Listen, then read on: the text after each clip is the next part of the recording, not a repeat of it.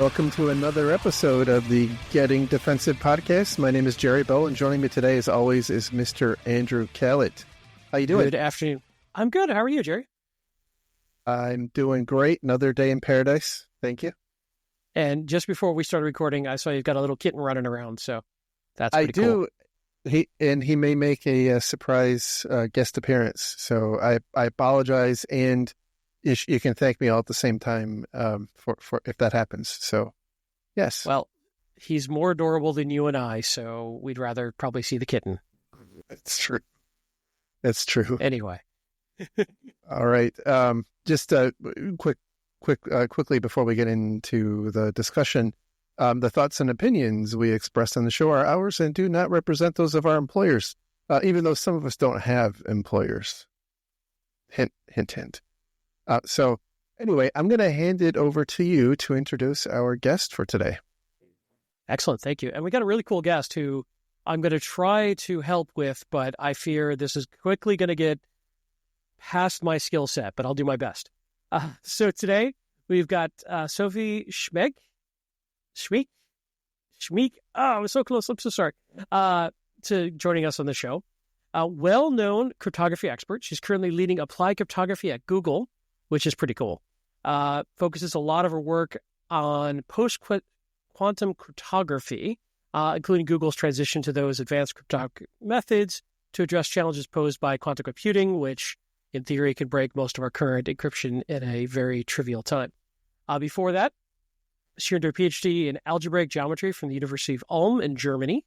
Also authors a highly regarded blog on the topic of cryptography called Key Material, which we will link to in our show notes below. So please welcome Sophie to the show. How did I do? Did I get that mostly right, aside from the name? Yeah. Everything correct. Did I miss anything important? No, I don't think so. Okay. Well, welcome. Welcome. So I'm interested to know how you ended up getting into cryptography. That's not a something everybody. I know lots of security people. I don't know many cryptographers. Yes.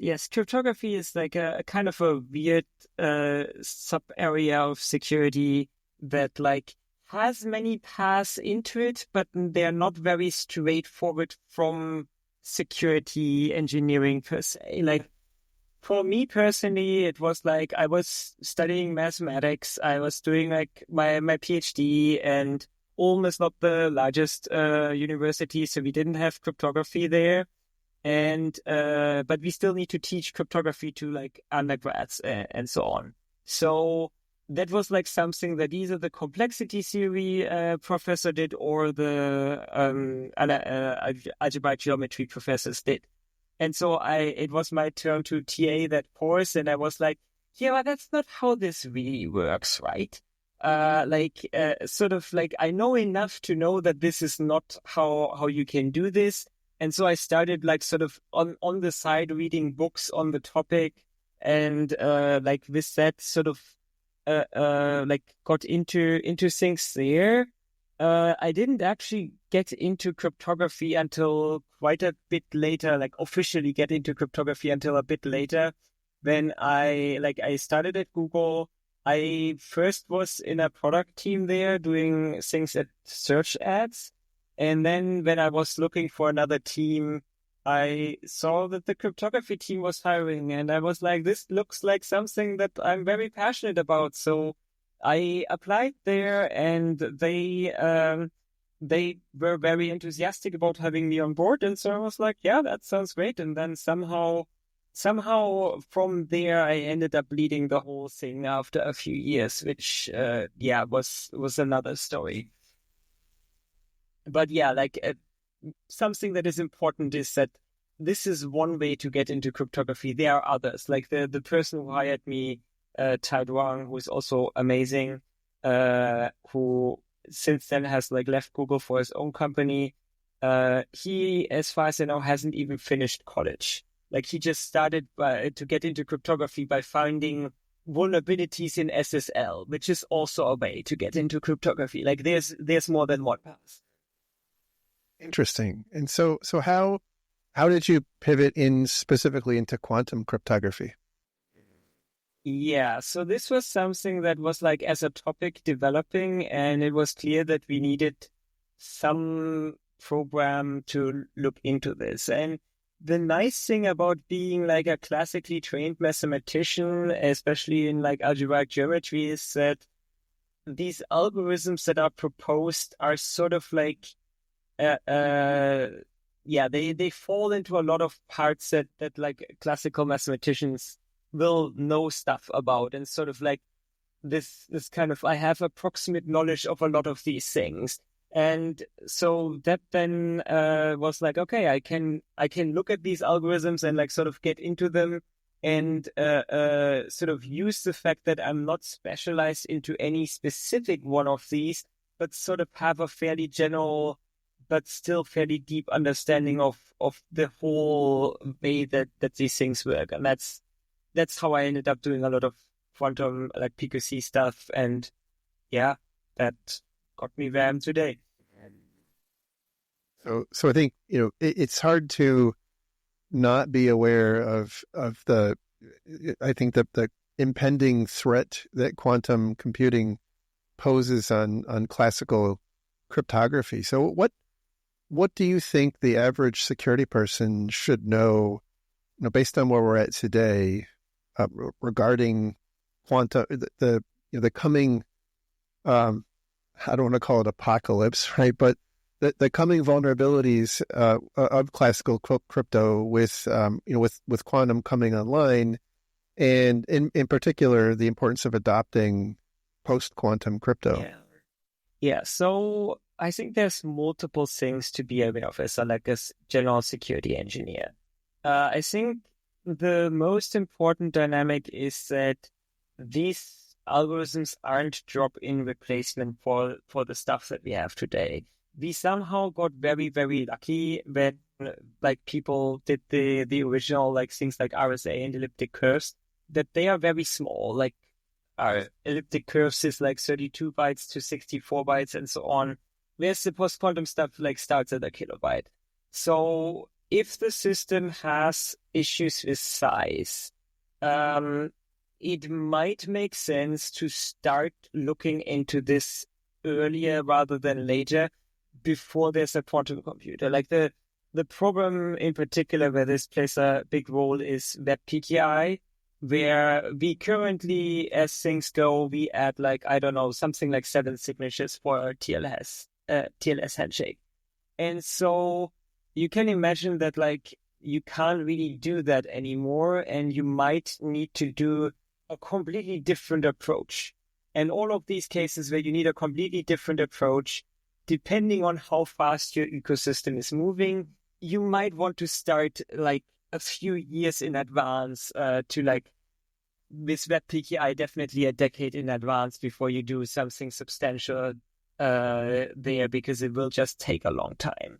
That is, I think, one of the biggest arguments for like, we need to look into things now, and what like people like security engineers should think about now is like, if you can change your stuff and you're not really caring about whether this is like 30 bytes or a kilobyte, you can probably wait for a few years.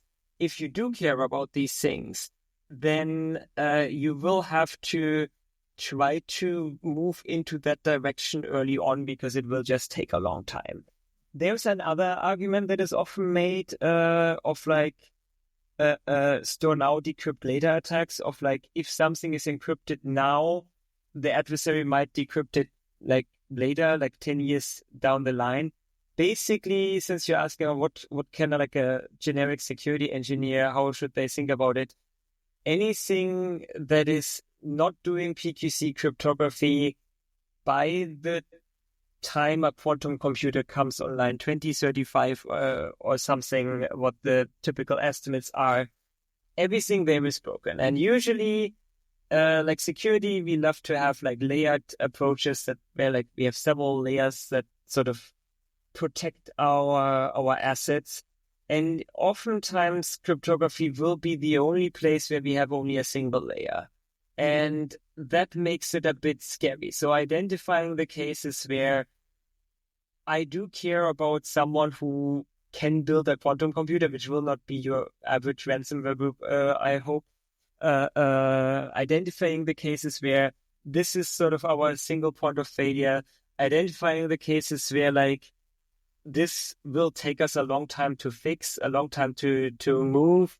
Those are the things that I think the generic security engineer should focus on, sort of like the standard threat modeling approach, basically. Do you care about this very, very fancy threat that is very real, but also maybe it is in your threat model, maybe it's not. But that is, I think, the main thing to sort of take away how to use threat model quantum computers correctly. So go ahead. Sorry. No, go ahead. Yeah, we're still figuring out this 2-interviewer process. It's occasionally we step on each other. I admittedly don't know a ton about cryptography. I know enough from an implementation standpoint. Like I've set up a lot of things. I learned to never roll my own cryptography because I'll fail. I learned that one. That's key. But you mentioned something that was interesting, which is that this isn't a drop-in replacement. Like this isn't a different algorithm or a different library or a different methodology. This is a different approach as opposed to like, we saw over the years, a common streaming cryptography like RSA got replaced with AES or something like that. And that was kind of like, okay, you just got to pull out this algorithm library and drop in this one, or you got to update your settings to use it.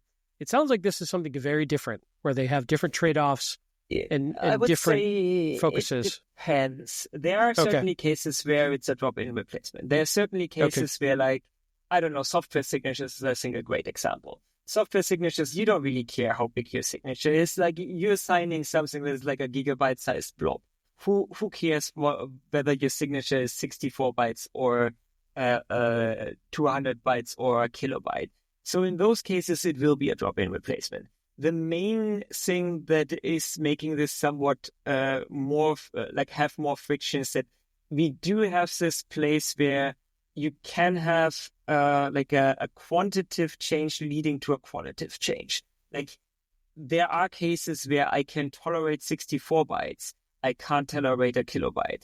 Like if you imagine like IP packet sizes and so on, don't necessarily align and so on. So the thing that is really scary is that it's like this really large factor in like how much bigger this stuff is.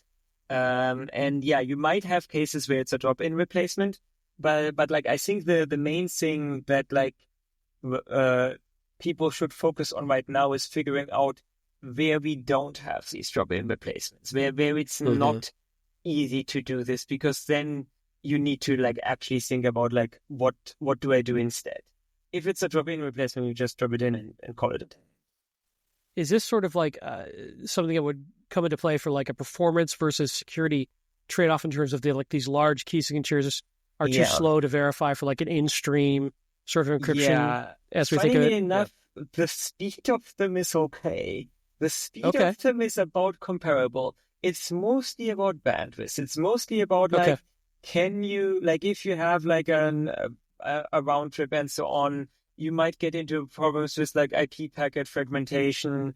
You might get into some other issues. Can you afford sending like especially given that like when signatures were 64 bytes, you kind of get into this habit of like, oh yeah, I still have another signature in there. Sure, who cares? And now we are in this situation where like standard TLS handshake has 7 signatures, and we can't just make all of these a kilobyte in size. It would just no longer fit. Yeah, I guess you end up exceeding like the standard MTU size and blowing out your signature across multiple packets that would fragment. And I'm assuming that would be a problem. Yes. For my very limited understanding, I know I'm probably butchering this as a layman, so I apologize.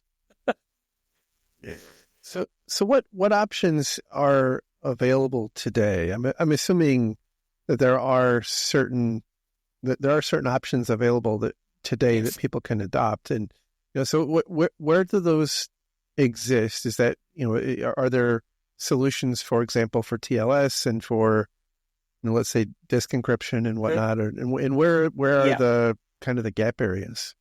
Yeah, let's deal with disk encryption first because that is a simple one. Disk encryption is already quantum safe. Disk encryption is usually symmetric only, and symmetric cryptography is not affected by quantum computing, with some asterisks. If someone listens to this podcast who knows way too much about reverse algorithm, but we don't care about that one. Things like TLS handshakes and so on, or what is available today. NIST came out with just this August. They came out with 3 standards: ML-Chem, ML-DSA, and SLH-DSA. This is one encryption algorithm, or technically a Chem algorithm is one of these things where it breaks some things, and 2 signature algorithms. So those are the options available with a standard today. There's more that is sort of available or not available depending on your willingness to use non-standard cryptography. But those are the 3 main things. ML-Chem is for generic security engineers. Usually you will not use ML-Chem in its pure form. In its pure form, it is a very strange beast that it can encrypt messages as long as you don't care about what the message is. So it's something that is something more of a tool for cryptographers and protocol designers to then use to build actual stuff that people care about, put it in TLS and stuff like that. The signature schemes might be something that people have more contact with. Those are more drop-in replacements as well, which is nice because ML-Chem is a completely different approach than RSA encryption had, where you were able to choose what you wanted to encrypt. So the signature things, they're just a lot bigger. The main difference is ML-DSA is using lattices. SLH-DSA is using only hash functions. So they have a slightly different, slightly different thing that cryptographers care about. Otherwise, the main difference is that ML-DSA is faster and smaller than SLH-DSA. SLH-DSA, basically, if I wake up one day and I find a paper that says that there's a flaw in ML-DSA and it's broken, I would be surprised, but it wouldn't be shattering my worldview. If I woke up one day and found the same about SLH-DSA, that would imply something fundamentally broken with mathematics itself. So if you want to go the very, very sure route, then you can use SLH-DSA, which is bigger and is slower. ML-DSA, very much still a secure scheme, and is somewhat smaller and faster. When it comes to TLS, since you mentioned that, there are a bunch of mostly draft RFCs currently underway that allow you to do this. You can actually, Google Chrome uses ML-Chem, and Google servers respond to that cipher suite, and Cloudflare does it well. So at this moment, if you want to experiment with it, basically you look up the RFC that draft RFC that describes how the ML-Chem TLS thing is implemented, and then you can just put that on your website and see what happens when Chrome tries to connect to it. If your website is behind Cloudflare, it should already happen. So if you sniff on the wire, you will see that the client hello is much larger these days than it used to be. But that is something that you can do very, very concretely. How much I would recommend it for the generic security engineer depends a lot on whether your idea is you want to test something, or your idea is this should be production stuff. and how comfortable you are with fairly not necessarily as thoroughly documented algorithms and so on. So this stuff exists, it's implemented, it's in Boring SSL, it's in various other places. Standard is out there and so on, but it's not necessarily super easy to plug it in. But it's getting there. It's certainly getting there. From using it with various services, I think a very nice thing there. Are these, this may be an odd or a bad question, but are these sorts of cipher suites compatible with an implicit proxy or an explicit proxy inspection and sort of hey, I want to terminate here, inspect it, and then pass it on like a lot of companies do? So, we broke a lot of middleware when we rolled this out. Technically, there is nothing that keeps your middleware from doing the same thing as before, as long as it understands the handshake. It really depends on what the whether the inspection is how the inspection is decrypting things. In some cases, the inspection server will terminate the TLS session to begin with, so it won't negotiate the PQC handshake. But even there, it broke some things because people assumed that the client hello was much smaller in size than it ended up being with PQC in there. It kind of is an it depends answer of yes, technically it still works, but we also broke a lot of stuff. So sounds like the technology would have to support those. Yeah, if you want to have then still have PQC end to end. Basically, if the middleware just basically what would happen most of the time, I think, is that the middleware server would try to terminate the TLS connection, would not advertise any PQC schemes, so the client doesn't choose the PQC schemes, and then when forwarding the connection, will also not advertise any PQC schemes. So you just if it's correctly implemented, it should work. It will just not be PQC. Yeah, that's fair. And I know TLS 1.3 and its default configuration is breaking a lot of middleware by design anyway. So I think we as an industry have a larger problem to solve anyway as we move into newer streaming protocols. So interesting. So you mentioned a couple of minutes ago that symmetric encryption was really not, with an asterisk, not really affected by quantum crypto, and I won't get into the asterisk.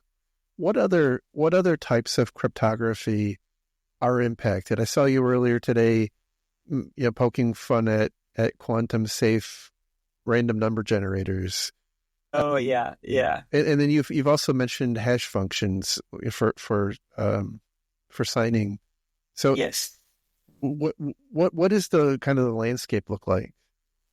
So we basically, the thing is with quantum computers, the quantum computing people don't like it when I say that we know exactly one algorithm. They say that there are at least 12.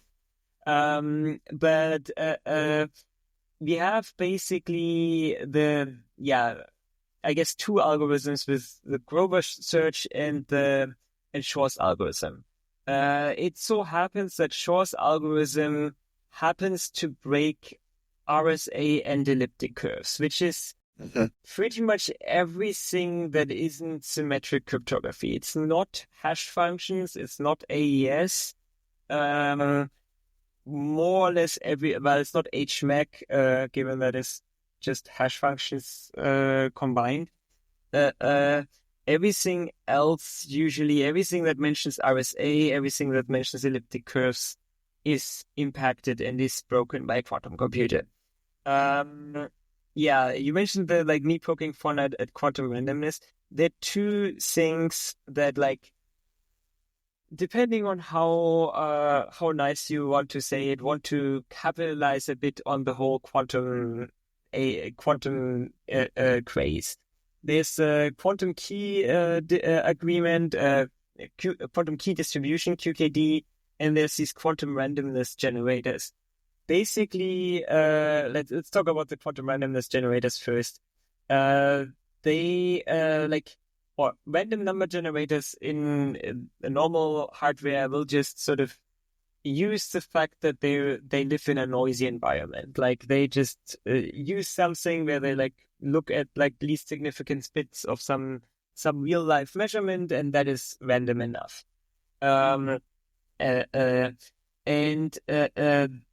You can make the argument that this is that you could technically compute what's happening there by like controlling the environment or something like that.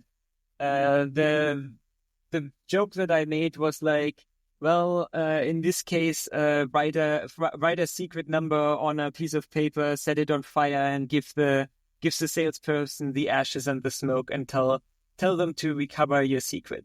That is kind of more or less what happens here. Like, it's technically true that if you have like the smoke and the ashes, you could like follow every particle back and then reconstitute what's on the piece of paper. You can't do that though. In reality, you never have enough information. You don't you don't actually have the computing power to do this. Like, it just doesn't work in real life. Like, it's not possible to do. A quantum random number generator like uses the fact that like quantum physics has things where you lose that like asterisk of it's not possible in real life, and like can say that to the best of our knowledge it is not possible. Like, there is no way, the universe doesn't allow you to look. The problem is that like I don't really care about whether or not physicists are happy. I care whether or not my system is secure. And for that, thermodynamics is plenty. Quantum key distribution is somewhat of a similar thing that is like, kind of trying to sell something that isn't necessarily very useful. Of like, that is like an idea of how to solve the problem that PQC is solving by using physics as well. And basically, what that would come down to is like every two communication partners need to have a specifically dedicated communication channel. Like, you can't use your normal fiber optics cable. You can't we don't have an end-to-end way of securing this. So you either would decrypt at the router, or you would have like every pair has to have their own fixed channel. Using that, you can do something similar that like uses quantum physics that sort of proves that like if someone was eavesdropping, it would destroy this quantum state based on like this very, very, very like quantum physics understanding of like by observing something, it collapses the state. And the main counter argument there is that like if I have a secure cable between like a secure custom hardware connection between two endpoints, I can just secure that connection. Like this was never really the hard part. On top of that, like the usual distances that they can go is nowhere near enough for like the internet to work. So it's just a very complicated physical solution that has better alternatives with like PQC. Like, sure, it's a kilobyte of data where it used to be 32 bytes, but I take a kilobyte of data over 32 bytes over having to make a new cable to every pair of connections that I care about. Like, one thing might be a problem, the other thing is simply impossible. And so, yeah, those are the kind of, it's a bit hard to be charitable to say what like the point is of these schemes without like kind of saying that they don't really work very well. Makes sense. So you had mentioned the year 2035 as I think, an expected timeline for when this threat would materialize. Can you say a bit more about that? And I ask that because every time I look at the news, Google or IBM or whoever is touting some new quantum breakthrough. Is that how confident does that number feel? Is it likely to come in much sooner, and where are you at on that? There's definitely an error bar on that number. Yeah, I'm not a quantum physicist, as you might notice by me trying to explain quantum physics before. It's okay. Neither are we. So yeah, nobody will good notice. Company. Yeah. But yeah, there is a lot that still is to be done there. The main thing that they are have done / getting close to this year was making sure the basic way that this is that this happens is you have physical qubits that are these instantiation of this quantum state. The problem is that quantum physics likes to deteriorate in these things, and they tend to go and decohere very quickly, and so you can't really use them to do any calculation. The main thing that they've done now is that they used about 1,000 of these physical qubits and use them together to correct the errors that happens in the individual physical qubits to simulate one logical qubit. So you have one bit operations. And they're getting close to this, having one logical qubit step. What they've done, I think, this year was that they showed that with the quantum error correction, they can reduce the noise instead of adding more noise. If your quantum error correction adds more noise than it removes, then it won't help you much. So this is sort of the level that we are right now, where we do have an idea of how this could work. We have some hardware that does some things, but at the moment, people are struggling with getting a single bit running. You will need about 1,000 bits in order to do much of renown for cryptography. And looking at those timelines, people publish quantum breakthroughs and quantum timelines that often aim for 2030 and so on. If they accomplish everything on their timeline, then usually what they have at the end of the timeline is not quite yet the cryptographically relevant quantum computer. It's something that deserves the name quantum computer, but you need to have something of a specific size for breaking cryptography. The kind of awful thing is that you don't really have much of a warning time per se. You have either built a quantum computer that can break the cryptography or it can't. And so while we can look at where the public stuff is going, we don't really have anything to gauge of how far someone who's not sharing the state of their research is along in this. That being said, 35 sounds like a fairly reasonable estimate. Whether it will be before or after, I don't know. So assuming we get there and they have an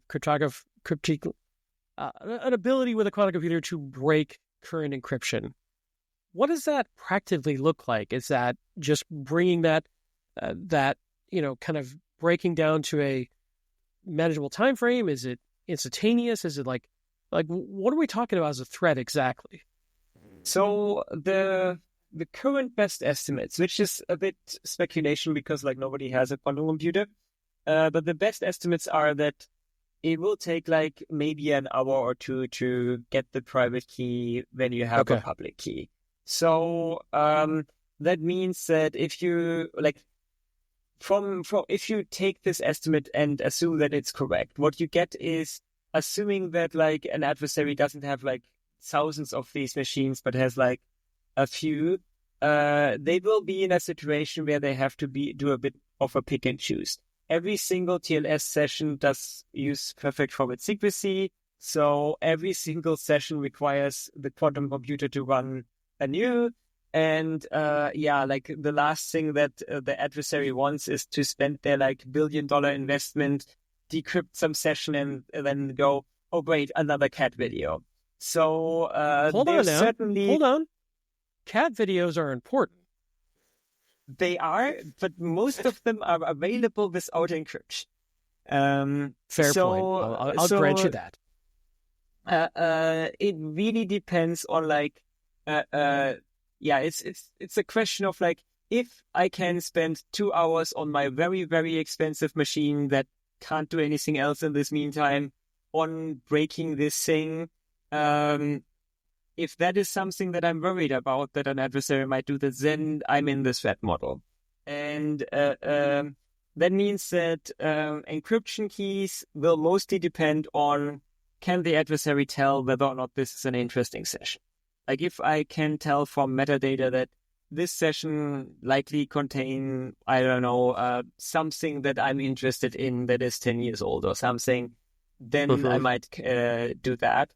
One of the reasons why like I brought WebPKI in the very beginning and so on is because that is something where I'm a lot more worried about this threat materializing. Like decrypting another TLS session and getting another cat video. Sure, there's also some things where this is an actual threat, like getting some long-term key material or stuff like that. But we also know that like CA roots are very much long-lived and very much classical. And if I have those, I can process anyone I want. So, and that is 1 2-hour breaking of a CA root key. And then I can just do whatever I want for the foreseeable future. So there is a bit of a trade-off of like, how many keys does an adversary need to break? But yeah, so the most realistic way of that is the current estimate is like something that used to be, well, until the sun becomes a red giant and consumes the Earth, or is now 2 hours. So yeah, it's definitely much more practical. Understood. Interesting. Is there you've explained a couple of examples, but is there a way to think about prioritizing, where to apply quantum safe crypto? So as I think about it, the obvious answer is going to be things that still have value in 35 years, or not 35 years, in 10 years, right? Yeah. So my main threat model usually includes like a couple of things. The first thing to think about is like, things that still have value in 10 years that I want to keep secret now. In part, encryption in transit, as I said, Chrome already does that. So that is something that is like doable at the moment, fairly straightforward, where Fairly is doing a lot of work there.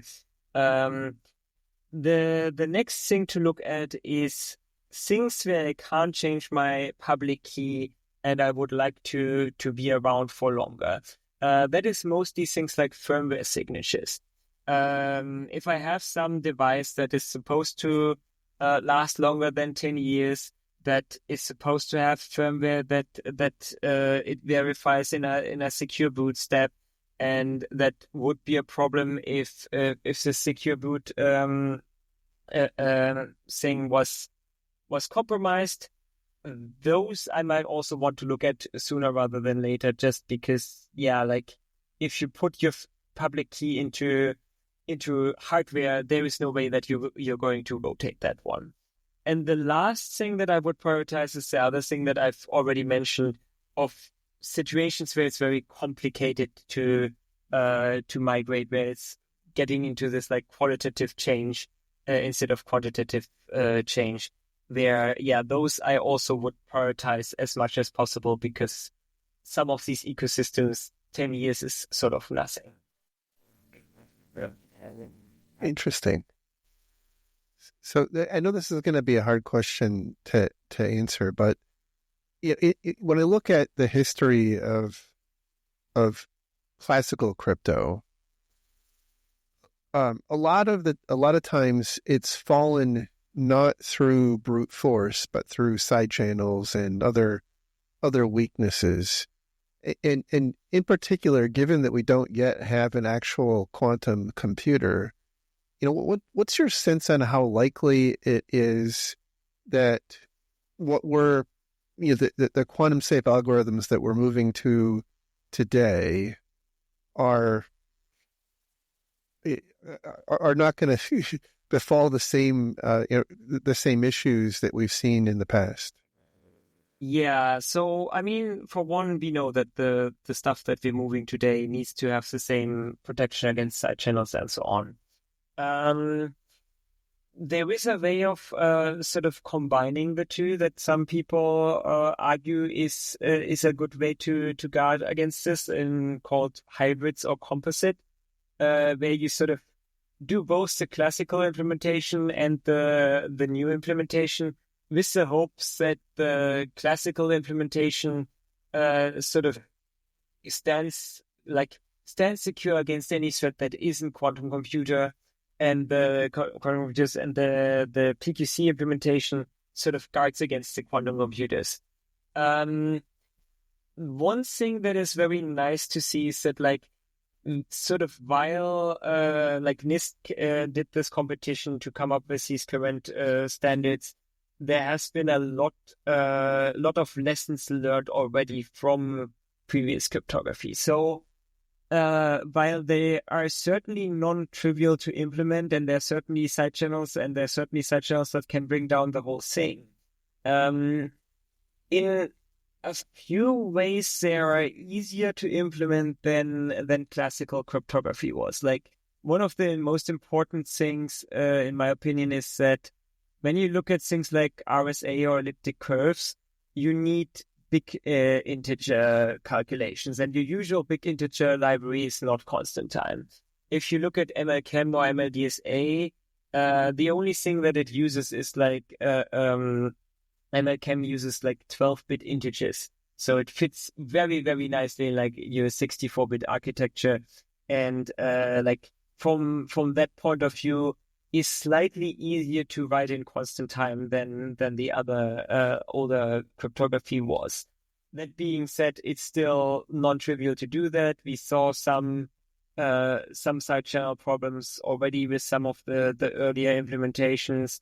And yeah, there's certainly going to be a bit of a making sure that we don't have side channels in things. Especially hardware implementations is going to be very dicey there. What I'm saying about is easier to implement and guard against side channels kind of only applies to software implementations. Hardware implementations have some unique properties, and there's a lot of research that basically has to be done on how to do this correctly. That is another argument of starting sooner rather than later, because it took us quite a bit of time, several decades to get it right for classical cryptography. So we don't quite have the same time this time around. So yeah, we should use the time as much as we can. If I'm following correctly, it also seemed like if I've got something that may be relevant 10 years from now that is statically encrypted today, I don't plan on changing it, I may want to go back and re-encrypt that with post-quantum keys. So it go backwards in time too, right? Yeah. So especially when it comes to these things, I think something else that is sort of this more for qualitative change that I think is a good thing that we should do anyway is actually using this as a opportunity to make our key hygiene better, rotate our keys more frequently and stuff like that. If I have some super secret stuff, my keys, and I never rotate them, and so now I'm scared that my keys get leaked because I never rotate them, and so they are in some transmissions that were not protected with PQC. If you rotate your keys, you don't have to deal with that problem. Sort of the approach of maybe try to have less things that are super damaging to you 10 years down the line, especially things like cryptographic key material that you could rotate. You just like don't want to because it's a lot of error-prone stuff and a lot of like headaches that come with rotating like these very basic keys. But I think there is a good opportunity here to like actually like also use it as a reason to make key hygiene better. Makes sense. Good point. I remember this is maybe tangential to the discussion, but I remember when we were going through the lead up to the implementation of GDPR in Europe. You know, one of the things that happens all too often, I'm just going to pick on a scenario. Hard drives end up at yard sales, right? It happens too often. And one of the, I used to work at a cloud provider, and you know, one of the big fears I always had was, you know, somehow, some way, drives, you know, magically make their way out of, out of the data center. No, we never had that happen, but it's not hard to think that it could happen. The GDPR, I'm not an attorney. I won't try to claim to be one, but you know, they do point to encryption as being a meaningful mitigation to harm. And so if I go back to that hard drive at the yard sale scenario, now that hard drive is basically just on ice. I mean, theoretically, right? It's on ice until such a point that the encryption of it, assuming it is encrypted, is breakable. And so it seems to me like there's going to end up being another round of updates to regulations that say, you know, perhaps encryption isn't as big of a mitigation against harm when something is disclosed as maybe we thought about it in the past. I mean, this is like, again, going back to the like symmetric cryptography is not really affected here, which Right. kind of makes this a little bit better, but you can very easily make this a problem of like, if the encryption key that is used to decrypt the hard drive was transmitted over like a non-quantum safe session, and if that transmission was intercepted by an adversary, and if this hardware was this hard drive was interesting enough for this adversary to actually spend their 2 hours on their quantum computer to decrypt, then yeah, this is like a typical cryptography problem of like cryptography being a way of transforming every problem into a key management problem, but then not really telling you how to manage your keys. So yeah, there's definitely a way in which, like, yes, it is secure and the data is sort of not accessible if it's encrypted, but only as long as this key is secure. So you kind of exchanged keeping your hard drive secure to keeping this hopefully much smaller, much easier to secure key secure. But yeah, there's definitely a problem in like saying like encryption by itself is only a mitigation against like disclosure if you know where your key has been at, if like the algorithms don't end up broken. I don't think that there's much of a risk for symmetric cryptography to be broken, just based on how the history has been going. And like, yeah, but as we've seen, there's certainly some threats to asymmetric cryptography that exist. And yeah, it's hard to say that this is a meaningful mitigation against disclosure if I can get around it. Interesting. Good point, on hard drive encryption being symmetric. Yes. Sorry, I have a cat using me as a jungle gym. It's something that I definitely had to think about. So this has been a pretty interesting discussion. Anything else that you had to ask, Andy?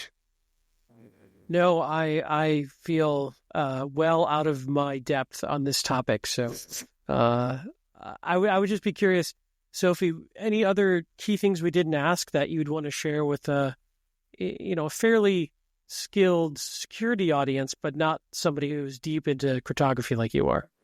I think we covered most of the things that I can think of. Like, yeah, we talked about the threat model at length. We talked about the replacements. Yeah, I think we've covered the things that I usually address with an audience like this. Great. Awesome. And yeah, we appreciate it. And I'm sorry Jerry was having an attack by a feline through part of the show. It's a side share attack, as we call it. And there he is. Sorry. I'm a softie for cats. Cool. So where, if people wanted to learn more about you and your work, Sophie, where could they find out more about you? I guess Mastodon on your excellent instance. And yeah, my blog, you mentioned that, and I guess I'm at various conferences, though mostly at cryptography conferences, but I was meaning to show up at the more general conferences at some point. But yeah. All right. That is where most of my work happens. I'll include a link to your Mastodon account and to your blog in the show notes. Yeah, sounds good. Thank you. Well, thank you so much for taking the time to be here. This was not something that we have really ever gotten deep into. So this was, for me, very enlightening, and I really appreciate your time. Yeah, thank you. Well, it was fun to be here. Thanks so much, and I appreciate it. Jerry, you want to close us out, or you're wrangling cats? Cat dancing on keyboard.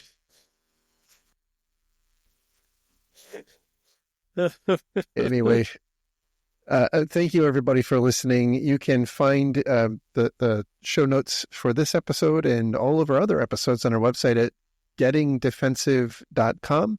You can follow me on Mastodon at Jerry at infosec.exchange. And where can they follow you, Mr. I Kalat? think it was Sophie Schmeig at infosec.exchange. Yep. Awesome. And what I'm about you, Andy? Lerg, L-E-R-G, at infosec.exchange. Awesome. We will talk again real soon. Thank you all. Have a great day. Thanks. Take care. Bye-bye.